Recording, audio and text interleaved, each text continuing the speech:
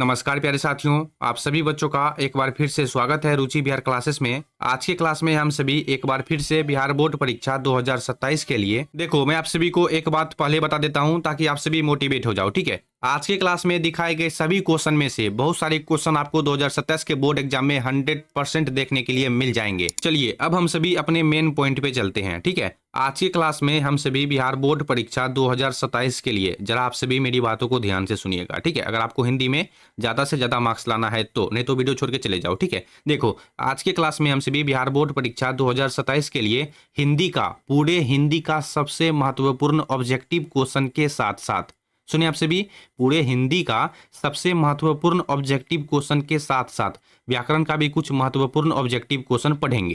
तो ज्यादा हम सभी बातचीत नहीं करेंगे। आप सभी शायद बहुत सारे बच्चे समझ गए होंगे कि आज का क्लास किस टॉपिक पे होने वाला है। ठीक है, तो देर किस बात की, चलिए हम सभी क्लास को शुरू करते हैं। आप सभी को ज्यादा कुछ नहीं करना है, बस क्वेश्चन आंसर को ध्यान से देखना है। यहाँ से बहुत सारे प्रश्न आपको 2027 के बोर्ड एग्जाम में देखने के लिए 100% मेरे भाई मिल जाएंगे। ठीक है, चलिए क्लास को शुरू करते हैं। चलो, जितने भी बच्चे अभी तक वीडियो को लाइक नहीं किए हो, ठीक है, जरा आप सभी मेरी बातों को ध्यान से सुनिएगा। ठीक है, थोड़ा सा मेरा भी फायदा हो जाएगा। ठीक है, जितने भी बच्चे अभी तक वीडियो को लाइक नहीं किए हो, सभी बच्चे अभी फटाफट वीडियो को लाइक कर दो। ठीक है, क्योंकि आज का क्लास बहुत ही इंपॉर्टेंट क्लास है हम सभी के लिए। ठीक है, देखो एक वीडियो को रेडी करने में बहुत मेहनत लगता है मेरे भाई। ठीक है, इसलिए वीडियो को लाइक कर दिया करो। ठीक है, चलो देखते हैं सबसे पहला क्वेश्चन क्या है। लाना सिंह के गाँव का क्या नाम था? बहुत ही इंपॉर्टेंट क्वेश्चन है। ठीक है, भी आई क्वेश्चन है, ध्यान से आप सभी देखते जाओ, नहीं तो आप सभी अपने कॉपी में नोट कर लो। देखो मैं आप सभी को इस वीडियो का पीडीएफ दे दूंगा। ठीक है, इस क्वेश्चन का पीडीएफ आप सभी को टेलीग्राम पे दे दूंगा, आप सभी जाकर के आराम से देख सकते हो। ठीक है, चलिए, लाना सिंह के गांव का क्या नाम था? ठीक है, अगर आप सभी क्लास में, ठीक है, अगर आप सभी क्लास में सभी क्वेश्चन आंसर को याद करना चाहते हो तो बस वीडियो को 2 बार देख लेना, सभी क्वेश्चन आंसर आप सभी को याद हो जाएंगे। ठीक है, बहुत सारे बच्चे को एक ही बार में याद हो जाएगा। ठीक है, बस बच्चे पर डिपेंड करता है कि किनका आईक्यू लेवल कैसा है। ठीक है, देखो लाना सिंह के गाँव का क्या नाम था? वही लाना सिंह जो अपने मामा अतर सिंह के यहाँ घूमने के लिए जाते हैं। ठीक है, मामा के यहाँ जब वो घूमने के लिए जाते हैं तो बाजार वो घूमने के लिए एक बार जाते हैं। ठीक है, बाजार वो घूमने के क्रम में जैसे ही जाते हैं तो एक दुकान पे इनको एक लड़की से मुलाकात होती है, जिनसे लाना सिंह पूछती है कि क्या तेरी कुरमाई हो गई है। ठीक है, खैर छोड़िए, इस सब बातें हम सभी नहीं कर सकते हैं। ठीक है, चलिए, लाना सिंह के गांव का क्या नाम था? लाना सिंह के गांव का नाम था, आप सभी को याद रखना है, माझे। ठीक है, क्या नाम था? माझे। ठीक है,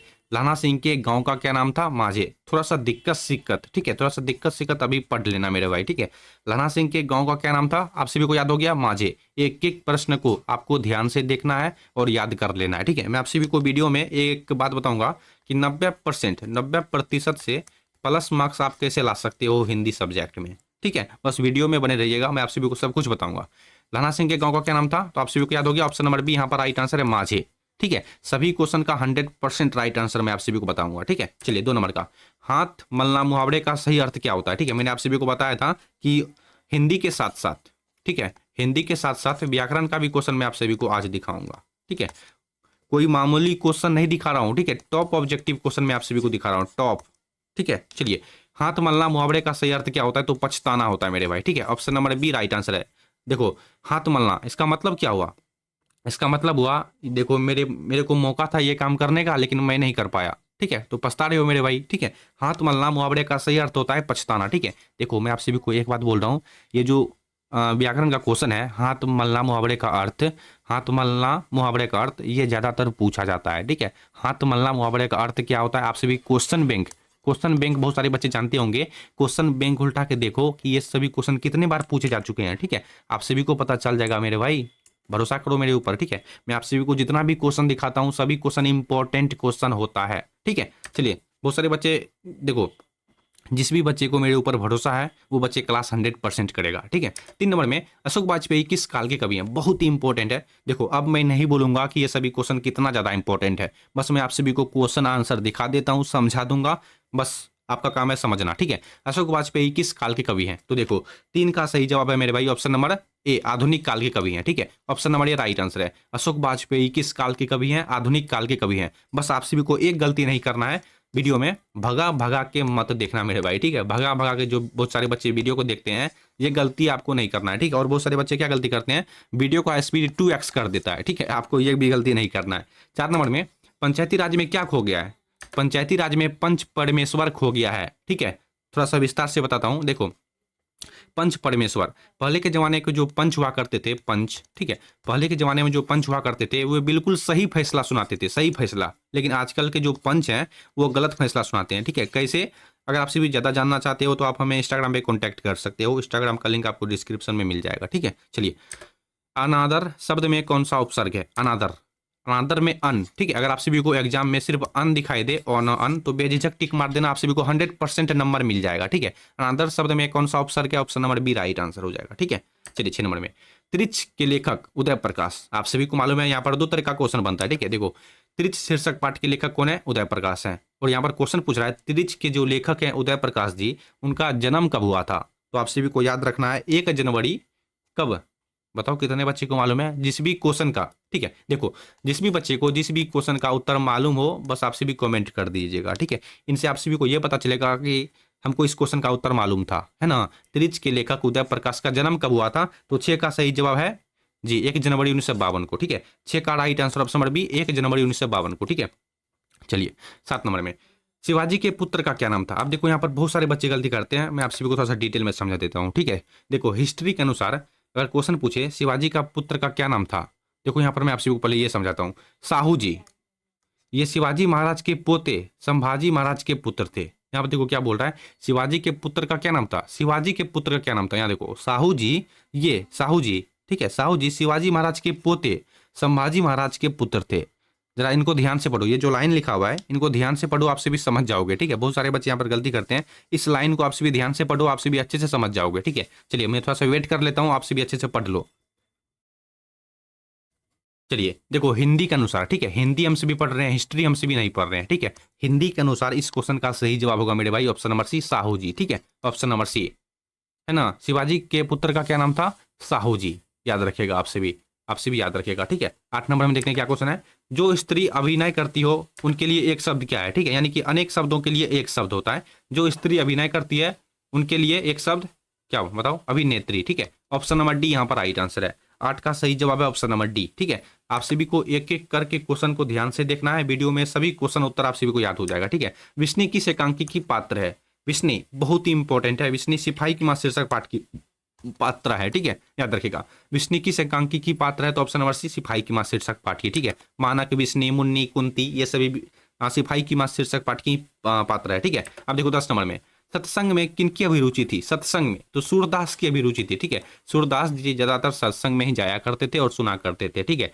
सत्संग में किनकी अभिरुचि थी? सूरदास की ज्यादातर अभिरुचि थी, ठीक है। चलिए, यथासंभव में कौन सा समास है? यथासंभव में बहुत ही डेंजरस क्वेश्चन है। 1001% मैं गारंटी देता हूं ये क्वेश्चन 100% पूछेगा 2027 में, क्योंकि प्रत्येक साल ये क्वेश्चन पूछता है। 10th क्लास में भी, यहाँ देखो, 10th क्लास में भी एंड 12th क्लास में भी, दोनों में ये क्वेश्चन ज्यादातर पूछता है हिंदी में। यथासंभव, ठीक है, यथासंभव में कौन सा समास है? तो आप सभी को याद रखना है अविभाव समास, ठीक है। Option number B. 11 का सही जवाब है ऑप्शन नंबर बी, अविभाव समास, ठीक है। 12 नंबर में, जयप्रकाश नारायण को किसका दलाल कहा गया है? जयप्रकाश नारायण को अमेरिका का दलाल कहा गया है, याद रखिएगा आपसे भी, ठीक है। जयप्रकाश नारायण को किसका दलाल कहा गया है? अमेरिका का, ठीक है। 13 नंबर में, पुत्र वियोग शीर्षक कविता किस काव्य संग्रह से ली गई है? पुत्र वियोग शीर्षक कविता जो है वो किस काव्य संग्रह से ली गई है? बहुत सारे बच्चे नहीं जानते हैं, लेकिन मैं आप सभी को बताऊंगा मेरे भाई, ठीक है। देखो, 13 का सही जवाब है मुकुल, ठीक है। ऑप्शन नंबर डी यहाँ पर राइट आंसर हो जाएंगे।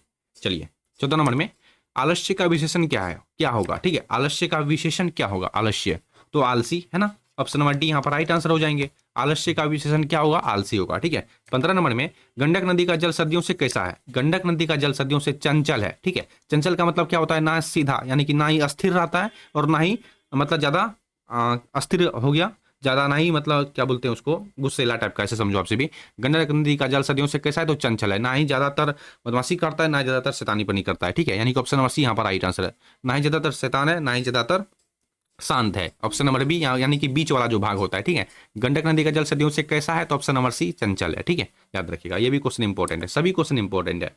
नाभादास किस धारा के कवि थे? नाभादास, देखो यहाँ पर भी बहुत सारे बच्चे गलती करते हैं, ठीक है।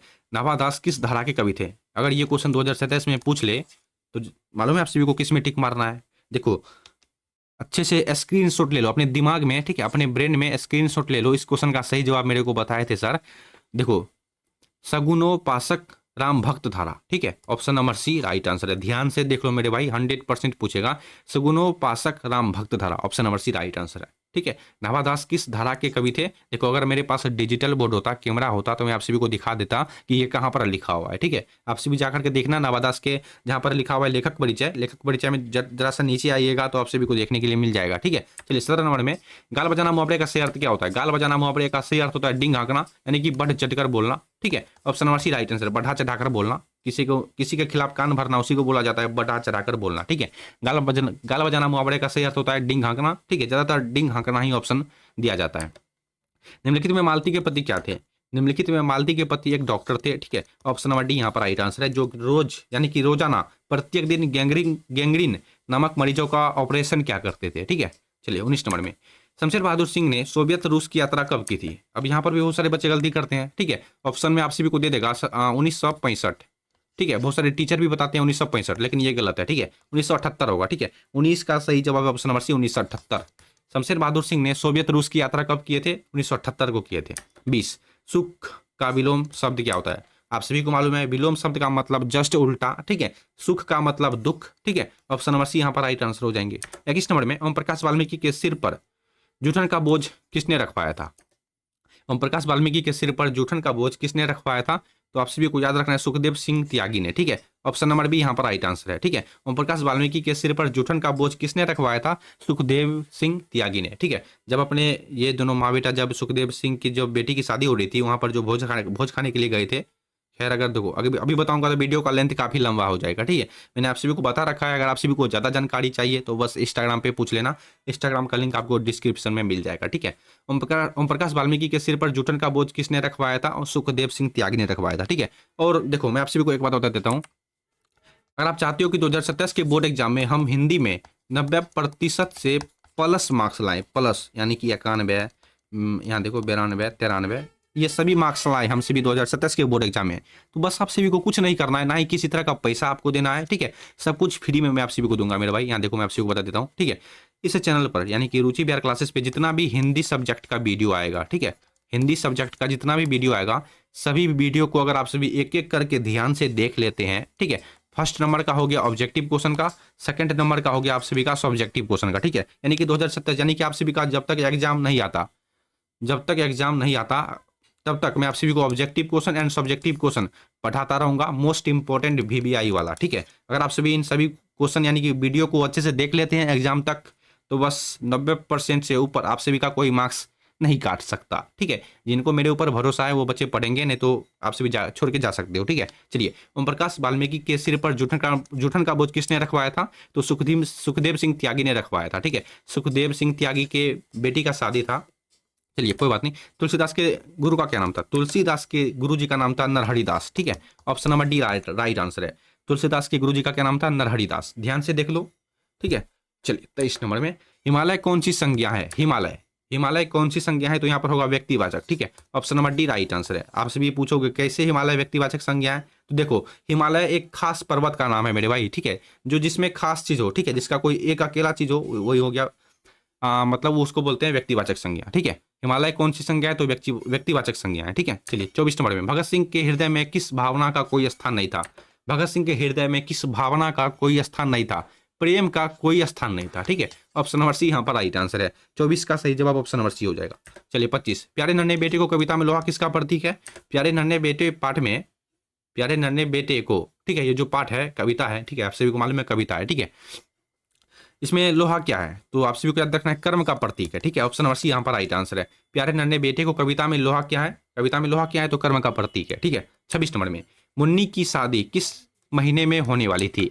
मुन्नी की शादी किस महीने में होने वाली थी? ठीक है, तो यहाँ देखो उस जमाने में जैसे हम सभी अभी बोलते हैं जनवरी फरवरी, पहले के जमाने में कुछ और बोला जाता था। ठीक है, देखो मैं आप सभी को बता देता हूँ एग्जाम में आप सभी को कैसे टिक मारना है। ठीक है, देखो आषाढ़, ठीक है, आप सभी को एग्जाम में आषाढ़ दिखाई देगा, जनवरी फरवरी नहीं दिखाई देगा, आषाढ़। ठीक है, ध्यान से देख लो। मुन्नी की शादी, मुन्नी कौन? वही बिस्नी की बेटी और मानक की बहन। ठीक है, देखो मुन्नी की शादी के लिए मानक कमाने के लिए घर से बाहर गया था। ठीक है, फौज में लड़ने के लिए। मुन्नी की शादी किस महीने में होने वाली थी? आषाढ़ महीने में होने वाली थी। ठीक है, बिस्नी बोलती है कि कुंती से, अपनी पड़ोसन से, कि मेरी बेटी अब 14 वर्ष की होगी और ये महीने और विवाह करने योग्य हो चुकी है। ठीक है, आषाढ़ के महीने में बोली थी, 14 वर्ष की हो गई है। ठीक है, याद रखिएगा। 27 नंबर में सज्जन का सही संधि विच्छेद क्या होगा? सतजन। सज्जन का सही संधि विच्छेद होगा सत्यजोरजन, ठीक है, यानी कि 27 का सही आंसर ऑप्शन नंबर सी सत्यजोरजन। 28 नंबर में कविता, कवित, ठीक है, यहाँ देखो एक चैप्टर है ना कवित, ठीक है, कवित के लेखक कौन है? ठीक है, यहाँ पर देखो क्वेश्चन पूछ रहा है कवित शीर्षक पाठ की रचयिता कौन है? ठीक है, यहाँ पर क्वेश्चन पूछ रहा है कवित के लेखक कौन है, यानी कि कवित शीर्षक पाठ की रचयिता कौन है? तो आप सभी को शायद मालूम होगा, नहीं मालूम है तो याद रखना भूषण, ठीक है, option number B right answer है। 29 नंबर में पंचवटी में कौन सा समास है? पंचवटी, पंचवटी में कौन सा समास है? तो आप सभी को याद रखना है दिग्गु समास है, ठीक है, option number C right answer है। 30 नंबर में लाना सिंह की राइफल्स का नंबर क्या था? वेरी डेंजरस क्वेश्चन, ठीक है, वेरी डेंजरस क्वेश्चन मेरे भाई। लाना सिंह के राइफल्स का नंबर था 77, यानी कि 77, ठीक है। 31 नंबर में आस्तिक का विलोम क्या होता है? आस्तिक का होता है जस्ट उल्टा नास्तिक, यानी कि ऑप्शन नंबर बी यहाँ पर राइट आंसर हो जाएंगे 31 का, ठीक है। चलिए, छप्पय शीर्षक कविता की रचयिता कौन है? छप्पय शीर्षक कविता की रचयिता है नाभादास जी, ठीक है, ऑप्शन नंबर बी यहाँ पर राइट आंसर हो जाएंगे। ध्यान से देखते जाओ नहीं तो बाद में पछताने वाले हो, ठीक है। छप्पय शीर्षक कविता की रचयिता कौन है? नाभादास जी, ठीक है। पानी पीने तो मेरे को, गर्मी भी बहुत ज्यादा है। आप सभी वीडियो को लाइक कर देना जितने बच्चे अभी तक वीडियो को लाइक नहीं किए हो, ठीक है। एक वीडियो रेडी करने में बहुत समय लगता है मेरे भाई, ठीक है, बहुत मेहनत लगता है। कमल का पर्यायवाची शब्द क्या होगा? कमल, देखो कमल का पर्यायवाची शब्द होगा मेरे भाई 33 का सही आंसर होगा यहाँ पर सरोज, ठीक है, option number B right answer है। 34 संपूर्ण क्रांति का नारा किसने दिया था? संपूर्ण क्रांति का नारा जयप्रकाश नारायण ने दिया था पटना के गांधी मैदान में 1974 में, ठीक है। यहाँ देखो मैं लिख देता हूँ, आप सभी को समझ में आ जाएगा। पटना के गांधी, देखो मेरे पास छोटा सा सेटअप है, मैं लिखने में थोड़ा सा मेरे को दिक्कत हो रहा है, ठीक है। 1974 में पटना के गांधी मैदान में, सुन लो आप सभी ध्यान से, ठीक है। संपूर्ण क्रांति का नारा किसने दिया था? जयप्रकाश नारायण ने दिया था। कब दिया था? 1974 में। कहां पर दिया था? पटना के गांधी मैदान में। सब कुछ बता दिया मैंने, ठीक है। 35 लंबोदर में कौन सा समास है? लंबोदर में कौन सा समास है? वेरी डेंजरस क्वेश्चन है, यही सब क्वेश्चन व्याकरण से ज्यादातर पूछा जाता है, ठीक है। देखो 35 का सही आंसर ऑप्शन नंबर बी बहुव्रीहि समास है, ठीक है। 36 नंबर में भगत सिंह को फांसी कब दी गई थी? भगत सिंह को फांसी कब दी गई थी? 23 मार्च 1931 को शाम 7 बज के कितना मिनट पर? मैं आप सभी को एक HW होमवर्क देता हूं, आप सभी को ये कमेंट करना है। भगत सिंह को फांसी तो आप सभी को पता चल गया कि 23 मार्च 1931 को दी गई थी, है ना। 36 का सही आंसर हो जाएगा ऑप्शन नंबर ए। लेकिन शाम कितना बजे कितना मिनट पर फांसी दी गई थी, ये आपको कमेंट करना है, ठीक है। चलिए 37 यथाशक्ति में कौन सा समास है? यथाशक्ति में कौन सा समास है? नहीं तो मैं पहला कमेंट कर दूंगा, जितने बच्चे को नहीं मालूम है पढ़ लेना आप सभी, ठीक है। यथाशक्ति में कौन सा समास है?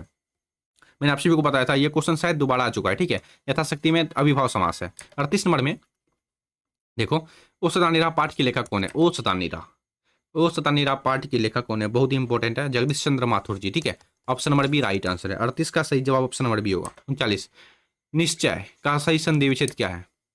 निश्चय जोड़ छय, ठीक है। 39 का सही जवाब है ऑप्शन नंबर ए निश्चय जोड़ चय, ठीक है, option number A right answer है। निश्चय का सही संधि विच्छेद होगा ऑप्शन नंबर ए निह जोड़ चय, ठीक है। 40 त्रिच कहानी के नायक के पिताजी की मृत्यु कैसी हुई? त्रिच कहानी के नायक के पिताजी की मृत्यु कैसे हुई? मानसिक सदमे और अत्यधिक रक्तस्राव से, ठीक है, option number C right answer है। मानसिक सदमे और अत्यधिक रक्तस्राव से। त्रिच कहानी के नायक के पिताजी की मृत्यु कैसे हुई थी? त्रिच कहानी के नायक कौन है? मैंने आप सभी को बताया था उदय प्रकाश जी, ठीक है। उदय प्रकाश जी के पिताजी की मृत्यु कैसे हुई थी, यही क्वेश्चन पूछ रहा है, ठीक है। चलिए मेरे को पानी पीने दो मेरे भाई, प्यास बहुत ज्यादा लगता है। 40 नंबर का राइट आंसर हो जाएगा ऑप्शन नंबर सी। वीडियो को लाइक कर दो, जितने बच्चे अभी तक वीडियो को लाइक नहीं किए हो अपने दोस्तों के साथ क्लास को शेयर कर दो, ठीक है। अगर आपको हिंदी में 90% से प्लस मार्क्स लाना है तो 2027 आते तक मैं आप सभी को जितना भी वीडियो दिखाऊंगा सभी वीडियो को आपको ध्यान से देखना है, ठीक है। चलिए पता चल गया आप सभी को त्रिच कहानी के नायक के पिताजी की मृत्यु कैसे हुई? मानसिक सदमे और अत्यधिक रक्तस्राव से, ठीक है। और त्रिच कहानी के लेखक कौन है? उदय प्रकाश जी हैं, ठीक है। 41 नंबर में जो बहुत बोलता है उसे क्या कहते हैं? जो बहुत बोलता है उसे वाचाल कहते हैं, है ना, option number A right answer है। ज्यादातर पूछे जाने वाले व्याकरण के ये क्वेश्चन है, ठीक है। 42 सूरदास किस भाषा के कवि हैं?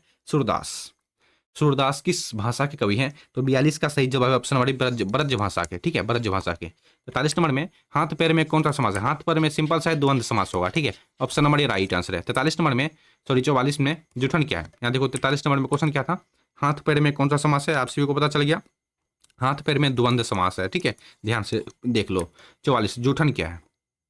जूठन मेरे भाई क्या है? देखो जूठन है एक आत्मकथा, ठीक है, जैसे विधा होता है ना, जैसे कि बातचीत शीर्षक पाठ, ठीक है, जैसे बातचीत शीर्षक पाठ क्या है? एक ललित निबंध है, ठीक उसी तरह जूठन क्या है? तो जूठन एक आत्मकथा है, ऑप्शन नंबर यहाँ पर डी राइट आंसर है, ठीक है। चलिए उसने कहा था क्या था? कहानी था। उपवास में कौन सा उपसर्ग है? उपवास, उप option number a perfect answer है। 45 का सही जवाब ऑप्शन नंबर ए होगा। 46 नंबर में प्यारे नन्हे बेटे को कविता में लोहा किसका, ये भी क्वेश्चन दोबारा आ चुका है। प्यारे नन्हे बेटे में कविता किसका प्रतीक है, तो कर्म का प्रतीक है। ठीक है, option number B right answer है। हिमालय का सही संधि विच्छेद क्या होगा, क्या होगा, हिम जोर आलय, यानी कि ऑप्शन नंबर बी सही आंसर है। ठीक है, हिमालय का सही संधि विच्छेद क्या होगा, हिम जोर आलय बराबर हिमालय। 47 का सही जवाब ऑप्शन नंबर बी होगा। 48 शिक्षा शीर्षक निबंध के निबंधकार कौन है, शिक्षा शिक्षा शीर्षक पाठ के लेखक है जयकृष्ण मूर्ति जी। ठीक है, जयकृष्ण मूर्ति जी। चलिए 49 घुटना टेकना मुहावरे का सही अर्थ क्या होगा, घुटना टेकना यानी कि हार मानना। ठीक है, option number B right answer है। आप सभी ज्यादातर फिल्म में देखे होंगे, मूवी में। ठीक है, मूवी में आप सभी देखे होंगे, जो मूवी में इंटरेस्ट रखते हैं उनको शायद मालूम होगा। घुटने टेकना मुहावरे का सही अर्थ क्या होता है, हार माना। ठीक है, लास्ट में विलन, विलन क्या होता है आप तो जानते हैं। ठीक है, विलन लास्ट में घुटना टेक ही देता है। ठीक है, चलिए गाँव का घर कविता के कवि कौन है, गाँव का घर कविता के कवि कौन है, ज्ञानेंद्रपति, सबसे लास्ट चैप्टर का है। ठीक है, option number A right answer है। गाँव का घर कविता के कवि कौन है, ज्ञानेंद्रपति। ठीक है, देखो आज की क्लास में 50 क्वेश्चन ही रहने दो। तो ये थे 2010 बिहार बोर्ड एग्जाम के लिए हिंदी। ठीक है, क्लास 12 हिंदी का टॉप ऑब्जेक्टिव क्वेश्चन, जो आप लोगों के लिए बहुत ही ज़्यादा इंपॉर्टेंट है। ठीक है, आप सभी अच्छे से क्वेश्चन को फिर से एक बार देख के याद कर लो, लेकिन फिक्स कर लो अपने दिमाग में, रट लो मेरे भाई, रट लो। फिर से बोल रहा हूँ, अच्छे से याद कर लो। देखो चलो, आप सभी अपने दोस्तों के पास फटाफट क्लास को शेयर करो। कर दिए, कर देना मेरे भाई। ठीक है, कर देना ताकि उनका भी कुछ फायदा हो जाएगा। ठीक है,